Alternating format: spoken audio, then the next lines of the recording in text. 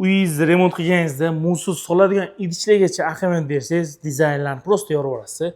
Mana muzga soladiganini qarang, alohida toshib qo'yibdi. Ichlarini ko'rishingiz mumkin. Bunisiga nima deyapti? Bunisi vashi boshqacha ishlangan. Xohlasangiz bularni ko'rishingiz mumkin. Misol uchun mana shu $345, 30% skidkada xarid qilasizlar. $140, bu ham 30% skidka.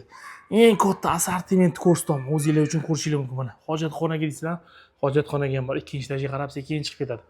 Xohlasangiz ana kattalar bor, kafe, restoranlarga, ko'chalarga, qanaqadir mehmonxonalarga qo'ysa bo'ladi. Qarang, yorib o'ryapti-yu. Bu nima bo'lyapti? Tushunmayman bor. Misol uchun mana shu $150. 30% skidka chegirma, kay berib qo'ymaydimi? Ha, okey. Misol uchun mana bularni uyingizga olsangiz bo'ladi, qarang.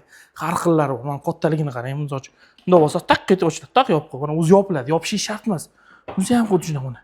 Yopishi shart emas. Men sizga yana bundan ortiq yana nima ko'rsatib berating, xohlasangiz mana. Sizga so'radiganlar bor, ayniqsa ko'p chakadigan joylarga qo'ysanglar bo'ladi. Har xillarini olib kelib qo'yishgan. Vashi assortiment katta. Mana kattaligini qarang. Uncha joyda ko'rolmaysiz, lekin men sizlarga shuni $150 ko'rsataman. 30% skidkani hisoblayverasiz, bosib o'raverasiz. Muammosi yo'q. Do'konni ko'rishinglar mumkin, qayerda joylashgani. Jomiy. Xo'p, Chuqursoy bozori, mozori to'g'risida bunda главный yo'lda 4 etajli zdaniya bor bunda. Kelaverasizlar, do'konni men admetga savttirib belgilab qo'yaman va nomer yozib qoldiraman. Aloqaga chiqarsa do'kondagi samizga kerak bo'ladigan barcha mahsulotlar bor. Bosib o'raverasiz, muammosi yo'q. Men nomdan kelinglar, do'kondagi 4 etajdagi do'konda любой narsani, har bir narsadan 30% skidka qilsangiz bo'ladi.